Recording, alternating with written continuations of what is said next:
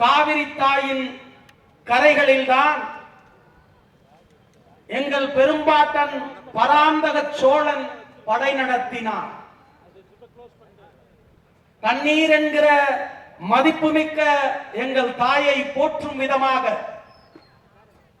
இந்த சோழ பெருநிலத்தின் பெருமாவீரன் பராந்தக சோழன் வடவர்கள் தமிழர்களினுடைய உரிமையை பறிக்கிற போது,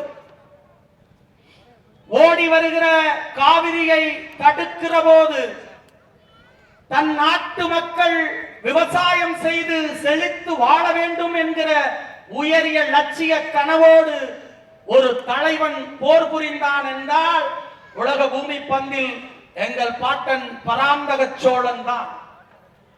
அந்த பராந்தக சோழன் படை நடத்தி காவிரி வென்றது எங்கள் வரலாறு.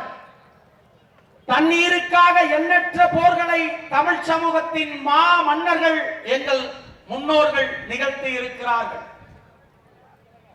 சோழர்கள் தன் தேசத்தின் மக்கள், வேளாண் பெருங்குடி மக்கள், அவர்கள் மாண்பு போற்றி வாழ வேண்டும், விவசாயத்தை போற்ற வேண்டும் என்கிற உயரிய நோக்கத்திற்காக,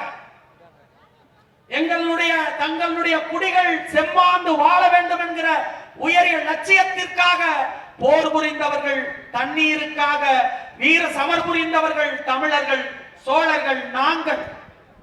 இந்த சோழ பெருநிலத்தில் இந்த வரலாற்று சிறப்புமிக்க மாநாட்டை எங்கள் சோழனின் பேரன் அண்ணன் சீமான் நடத்தி கொண்டிருக்கிறார். எல்லாம் தேர்தல் களத்திலே வாக்கு கேட்டு ஓட்டு பிச்சை கேட்டு அலைகிற சமகாலத்தில் இயற்கையை நேசிக்க சொல்லி தமிழ்நாட்டு மக்களுக்கு வகுப்படுத்திக் கொண்டிருக்கிறார். தமிழ்நாட்டின் நகரங்கள் தோறும் ஒரு தலைவன் என்றால் அது எங்கள் உயிர் தலைவன் அண்ணன் சீமான் அவர்கள் தான். ஏன் தண்ணீரை நாம் சேமிக்க வேண்டும்? தண்ணீர் என்பது வெறும் மனிதருக்கு மட்டுமானதல்ல, மாறாக பல்லுயிருக்குமான தேவையான ஒரு உயிர் பொருள் தான் தண்ணீர். அதை உணர்ந்ததால் தான் தண்ணீரின் தேவையை உணர்ந்த சோழ பெருநிலத்தில், உலகத்தில் முதலாக பண்படுத்தப்பட்ட நிலத்தில், முதலாக ஏற்கலப்பையை கண்டுபிடித்த நிலத்தில் ஒரு வரலாற்று பெரு நிகழ்வாக எங்கள் தலைவன் அண்ணன் சீமான் அவர்கள் தண்ணீர் மாநாட்டை தமிழர்களின் பெருமைக்குரிய நிலமாக இருக்கிற சோழ பெருநிலத்தில் நடத்தி கொண்டிருக்கிறார். ஆனால் எங்கள் முன்னவர்கள் எல்லாம், தமிழ் தேசியத்தினுடைய எழுச்சிமிக்க மன்னர்கள் எல்லாம் தண்ணீரை போற்றி, தண்ணீரை காத்து, தமிழகத்தில் நகரங்கள் எங்கும் அணைகளை கட்டினார்கள்.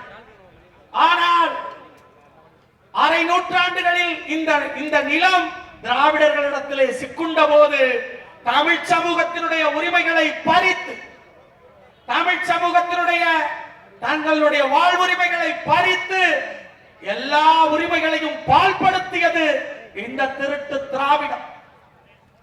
இந்த திருட்டு திராவிடத்தின் ஆட்சி காலத்தில் தான் காவிரி உரிமை பறிபோனது, கச்சத்தீவு உரிமை பறிபோனது, முல்லை பெரியாற்று உரிமை பறிபோனது.